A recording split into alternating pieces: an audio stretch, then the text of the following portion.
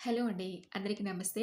ఈరోజు ఈ వీడియోలో మనం వినబోయే కథ ఏంటో తెలుసుకునే ముందు, మీ అందరికి కూడా నాదొక చిన్న రిక్వెస్ట్. కొత్తగా మన ఛానెల్ చూస్తున్న వాళ్ళు తప్పకుండా ఒక లైక్ చేసి, మీ ఫ్రెండ్స్‌కి, ఫ్యామిలీ మెంబర్స్‌కి షేర్ చేయండి.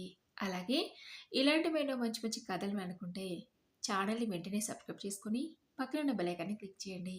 మరి ఇప్పుడు లేట్ చేయకుండా కథలోకి వెళ్ళిపోదాం. రెండో అంతస్తు అపార్ట్మెంట్‌కి ముందున్న బాల్కనీలో నిలబడి ఎదురుగా వస్తున్న చల్లటి గాలిని తన్మయంగా కళ్ళార మూసి ఆస్వాదిస్తున్నట్టుగా శ్వాసించారు పరందామయ్య గారు.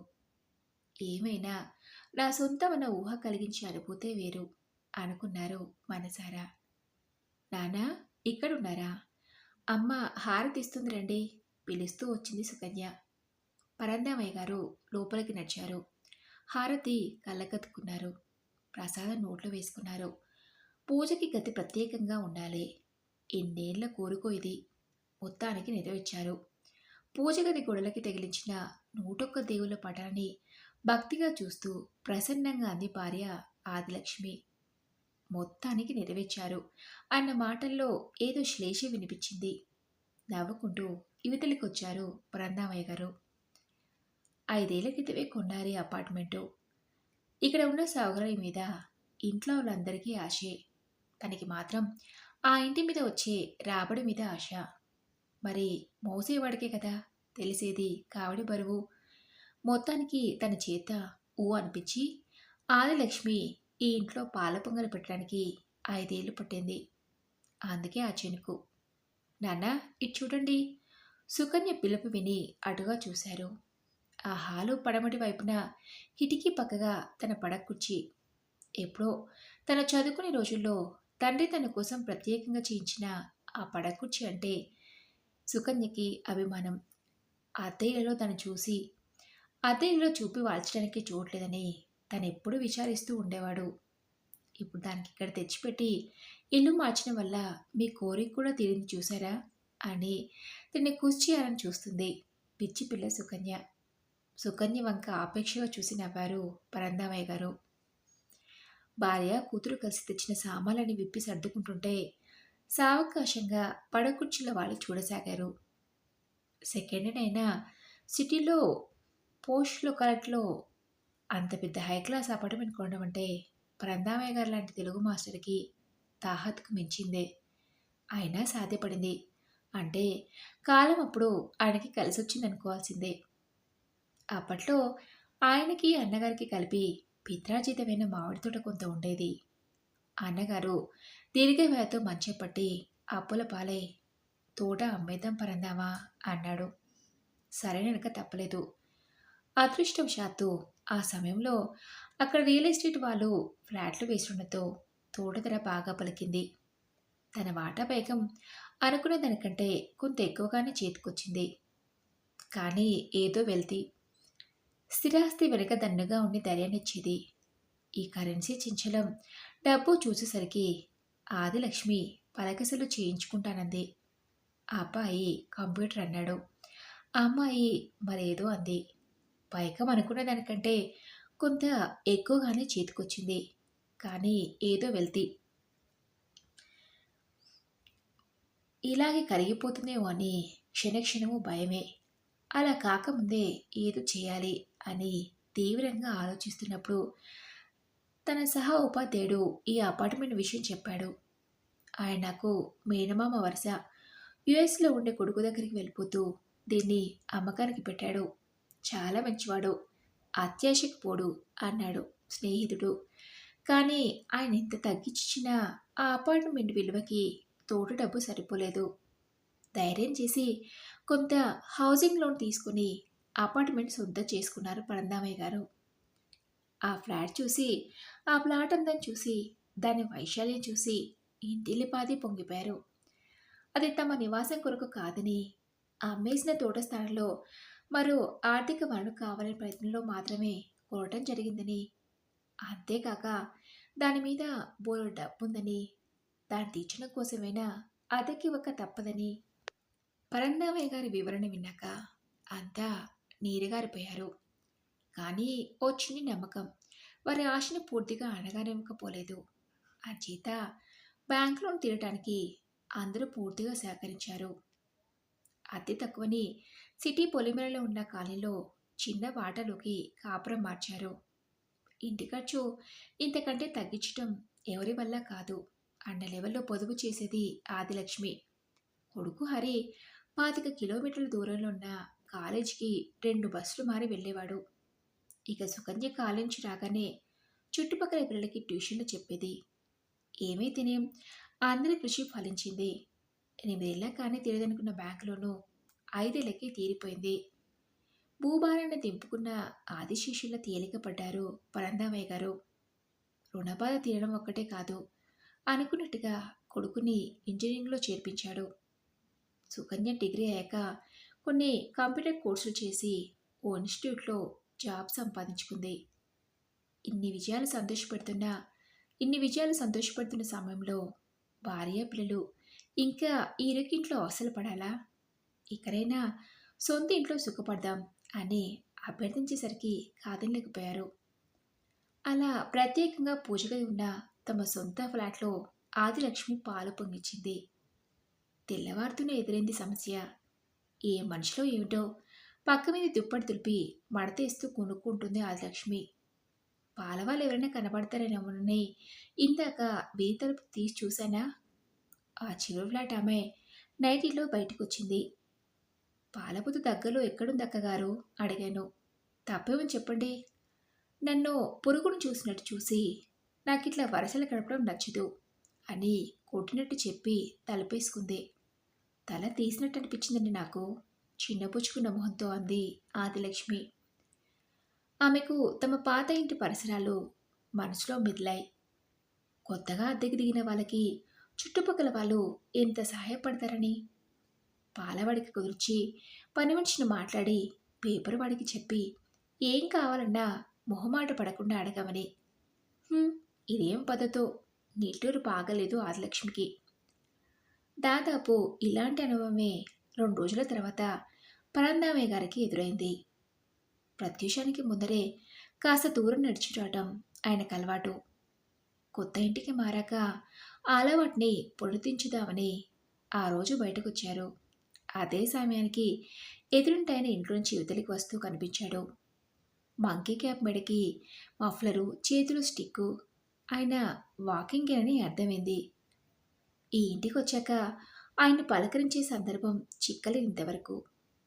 నా పేరు పరందామయ్య, ఈ ఫ్లాట్ మాదే. విఠలరావు గారు ఇంతవరకు ఇందులో రెంట్కుండేవారు. సొంత ఇంట్లో ఉండాలని ఇప్పుడు మేమే వచ్చేశాం అన్నారాయన చూస్తూ పరిచయపూర్వకంగా నవ్వుతూ. ఆయన నవ్వలేదు, కళ్ళు మాత్రం ఎగాదిగా చూశాయి. ఓ, నువ్వేనా తెలుగు మాస్టారు అన్నాడు నొసలెరగేస్తూ. చివుక్కుమది మనసు, కానీ అంత తొందరగా తునికే స్వభావం కాదు కనుక పట్టించుకున్నట్టుగా మందహాసం చేశారు. అవును పదండి, నడుస్తూ మాట్లాడుకుందాం అంటూ ముందుకు అడిగేశారు. కానీ ఆయన ఆ మాట విన్నట్టుగానే గబగబా ముందుకు వెళ్ళిపోయాడు. చివరి ఫ్లాట్లో ఆయనకి ఎక్కేశాడు. ఇద్దరూ కలిసి లిఫ్ట్ వైపు నడిచారు. పరందామయ్య స్నబ్దుగా అయిపోయారు. మంచి ఎప్పుడు మంచే చేస్తుందా, చెడుకు దారి తీస్తుందా? పోన్లే, ప్రస్తుతానికి ఎలాగోలా అడ్జస్ట్ అయ్యారు. అది చాలు అనుకున్నారు. మధ్యతరగతి మనస్తత్వంతో ఎప్పట్లాగే సమాధాన పడిపోతూ. అమ్మా, ఇవాళ శాలరీ అందుతుంది. సాయంత్రం అటునుంచటే షాప్కి వెళ్ళి బట్టలు తెచ్చేసుకుంటాను, సరేనా? కాస్త ఆలస్యమైనా కంగారు పడకు తల్లితో చెప్తుంది సుకన్య. 10 రోజుల్లో సంక్రాంతి, అది హడావుడి. దిద్దిన స్లిప్ టెస్ట్ పేపర్లు కట్టగడుతున్న పరందామయ్య గారు విన్నారా మాట. అదేమిటి, అమ్మతో కలిసి వెళ్ళవా? తను తెచ్చుకోవాలిగా. ఇప్పటి వరకు తల్లి కూతుళ్ళిద్దరు కలిసి వెళ్ళటమే అలవాటు మరి. ఓహో, అమ్మ అపర్ణగారితో వెళ్తుందట మధ్యాహ్నం. రాని సాయంత్రం మా ఇన్స్టిట్యూట్కి వస్తానంది. మేమిద్దరం షాపింగ్ చేద్దాం అనుకుంటాం చెప్పింది సుకన్య. హాతోస్మి అనుకున్నారు పరందామయ్య గారు. స్కూలుకు వెళ్లే ముందర ఆదిలక్ష్మి చేతికి డబ్బిచ్చారు. అన్నయ్యకి వదిన కూడా బట్టలు తీసుకోవాలి, గుర్తుందిగా అన్నారు హెచ్చరింపుగా. అన్నది ఆదిలక్ష్మి. తిరిగి ఆయన సాయంత్రం స్కూల్ నుంచి ఇల్లు చేసేసరికి తల్లి కూతురు ఇద్దరు ప్యాకెట్లు విప్పి ఒకరు తెచ్చినవి ఇంకొకరికి చూపించుకునే ముచ్చట్లో ఉన్నారు. సుకన్య సుకన్య తెచ్చుకున్న బట్టలు చూసి ఫక్తు శాకాహారీ విస్తల్లో చికెన్ ముక్క చూసినట్టు విస్తుపోయారు పరందామయ్య గారు. 2 షేడ్లో ఉన్న జీన్స్, వాటి మీదకి ఏవేవో వెర్రి మొరి రాతలు ప్రింట్ చేసి ఉన్న టీషర్ట్లు, బ్లాక్ కలర్ మిడ్డీ, దాని మీద గులాబీ రంగు టాపు, చీరో తప్పితే చీరో చుడిదారో తప్పితే ఇప్పటి వరకు మరొకటి కట్టేరని కూతురా ఇవి తెచ్చుకున్నది. పాతకాలంలో అయితే అందరివి బీసీ కాలం వాలకాలే. అక్కడున్నప్పుడు ఇలాంటివి చూస్తే ఎబ్బెట్టనిపించేది నాకు కూడా. ఇక్కడ ఇలాంటివి వేసుకోకపోవటమే ఎబ్బెట్టిగా ఉంటుంది. రోమ్లో రోమన్లాగే ఉండాలి కదా, అందుకే ఇవి తెచ్చుకున్నాను. బాగున్నాయి కదా నాన్న. రాణి అయితే నా సెలక్షన్ మార్వలెస్ అంది. ఉలుకు పలుకు లేకుండా చూస్తున్నా తండ్రికి అడగకుండానే సమాధానం ఇచ్చింది సుకన్య. మంచి పని చేశావు. పిల్లలు ఏ కాలానికి తగ్గట్టు ఆ కాలంలో ఉండటమే ఆరోగ్యం. ఆ మాటలన్నది తండ్రి కాదు, తల్లి. సారీ నాన్న, ఈ నెలల శాలీలో ఏమీ మిగలేదు. ఏమాత్రం విచారం లేకుండా విచారాన్ని వ్యక్తం చేసి చేతిలో బట్టల్ని మురిపంగా చూసుకుంటూ వెళ్ళిందక్కంచి సుకన్య. తరవాయి భాగంగా తను తెచ్చిన చీరల్ని భర్త ముందు ఉంచింది ఆదిలక్ష్మి. అవి చూస్తే మతిపోయింది పరందామయ్య గారికి. ఆవిడెప్పుడు కొనుక్కున్నా ఓ 400 రూపాయలు వచ్చే ఏ సెమీ గద్వాల్ చీర మ్యాక్సిమం. అలాంటిది 4,000 పెట్టి పట్టు చీరకొకటి కుట్టించినట్టు కనబడే రంగంటేనే అబ్బే అనే మనిషి జరీదారంతో నిండా ఎంబ్రాయిడరీ చేసిన ఇంకో సిల్క్ చీర ఒకటి తెచ్చుకుందంటే నిలువుగుట్లు పడుతున్నాయి. ఆయనకని వేసింది ఆదిలక్ష్మి. ఏం చేయమంటారు? ఆ అపన్న గారు పట్టుబట్టి కూర్చుంది. ఈ చీర మీ పసివి ఛాయకి బ్రహ్మాండంగా ఉంటుందంటూ తీసుకునేదాకా వదిలింది కాదు. ఇప్పుడు అందరూ ఇవే నాకు కూడా కట్టుకోనిపించింది. మీకు ఇష్టం ఉందని తెలుసు, నొచ్చుకున్నట్లుగా అంది. మరి వదిన వాళ్ళకి బట్టలు? గొంతు పెగిల్చుకుని అడిగారు పరందామయ్య గారు. సర్లేండి, మీరు ఇచ్చిన డబ్బు ఈ చీరలకి మొదటి వాయిదా కట్టడానికి సరిపోయింది. ఎక్కడ అప్పు చేయను? చీరలు చేతికి తీసుకుని పైకి లేస్తూ ఒకసారిగా వాళ్ళకి పప్పకపోతే కుంపలంటుకు పోలండి తేలిగ్గా అంటూ వెళ్ళిపోయింది ఆదిలక్ష్మి. నోట మాట రాలేదు పరందామయ్య గారికి. మౌనంగా వెళ్ళి పడవ కుర్చీలో కూర్చుండిపోయారు. ఎప్పుడొచ్చాడో హరి. తండ్రి దగ్గరగా స్టూలు లాగి కూర్చుని తండ్రి భుజం మీద చేయి వేసి, నాన్న, వేదన బారిన మోస్తున్నట్టు రెప్పలు మూసుకున్న పరందామయ్య గారు కళ్ళు తెరిచి ఏమిటి అన్నట్టుగా చూశారు. నాకు ఈ పండకి బట్టలు వద్దులే నాన్న. తన బాధని అర్థం చేసుకున్న కొడుకు మీద వాత్సల్యం పెళ్ళుబుకింది ఆయనలో. చేయి ఎత్తి కొడుకు తల మీదుంచి, పర్లేదులే హరి, ఈసారికి ఎలాగో సర్దుబాటు చేస్తాలే అనబోయారు మృదువుగా. నాకు బైక్ కావాలి నాన్న. హరి వాక్యం పూర్తి చేశాడు. ఓర్ని, వీడు అందరివాడేనా? నీ కాని పిచ్చెక్కిందా? బైక్ అంటే మాట్లాడుకుంటున్నావా? 60,000-70,000 ఎక్కడి నుంచి తెమ్మంటావు? తగని పరుగులు ఎక్కడిదాకా? చాప ఉన్నంతవరకు కాళ్ళు చాపుకోవాలనే సూత్రాన్ని మర్చిపోయారా? ఎందుకిలా తయారయ్యారు మీరు? అదివి మళ్ళా కోరికలేమిటి? స్తోమతకి మించిన ఖర్చులేమిటి? మీరేం చేస్తున్నారో మీకైనా తెలుస్తుందా అన్నారు ఉద్రేకాన్ని అణుచుకుంటూ. ఇప్పుడంతా తలకు మించిన ఖర్చేం చేశాం? తీక్షణంగా అడిగింది ఆదిలక్ష్మి. ఏమిటి అని నువ్వే అడుగుతున్నావా? 3 బట్టలు తెమ్మని డబ్బిస్తే ఒక్కదానివి తెచ్చుకున్నావు. పైగా ఇంకొంచెం అప్పు పెట్టి మరి. ఈ వయసులో ఆ పట్టుచీర మీద అంత మోజేమిటి? సుకన్య అంతే. జీతం అంతా తగలేసి ఆ జీన్స్ తెచ్చుకుంది. కొత్తగా అలవాటు దానికంత ముఖ్యమా? మిమ్మల్ని చూసి వాడేకంగా బైకే అడుగుతున్నాడు. ఈ వాయిదాలన్నింటికి డబ్బెలా కట్టమన్న ఆలోచన ఏమైనా ఉందా మీకు? ఇంతకీ మీ బాధంతా మీ అన్న వాళ్ళకి బట్టలు తీసుకురాలేను కదా. అసలు తనకు మళ్ళా ధర్మాలని మానుకుంటే మీరు బెంగపడుతున్న వాయిదాలన్నీ నిక్షేపంగా కట్టొచ్చు. తనకు మళ్ళా ధర్మమా? ఏమంటున్నావు ఆదిలక్ష్మి? విస్తుపోతూ అడిగారు. అవును, అదే చెప్తున్నాను. నెలలా వాళ్ళ ఖర్చులకంటూ మీరు పంపే డబ్బా ఆపేస్తే సరే. అయినా ఎన్నాలని ఒకరి సంసారాన్ని మరో సంసారం ఆదుకోగలదు? ఎవరి తిప్పలు వాళ్ళవి. మనకి పిల్లలు ఎదిగొస్తున్నారు. వాళ్ళ బాగోగులు చూసుకుంటే చాలిక. నోట మాట రావటం లేదు పరందామయ్య గారికి. ఒకనాడు అయ్యో! వాళ్ళని మనం కాకపోతే ఎవరు చూస్తారు? అన్న ఆదిలక్ష్మేనా ఈమె? ఉన్న ఒకానొక కొడుకుని యాక్సిడెంట్‌లో పొడగొట్టుకొని, ఆ షాక్‌లో కాలు, చెయ్యి చచ్చుబడి మంచానికి అంకితమయ్యాడు తన అన్నగారు.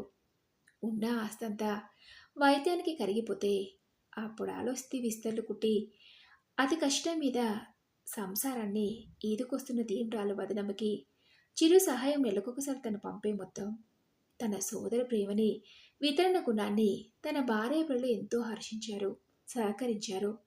వారి పూర్తి మద్దతుండబట్టే దీనస్థితిలో ఉన్న ఆ కుటుంబానికి ఇంతవరకు ఆసరా ఇవ్వగలిగారు.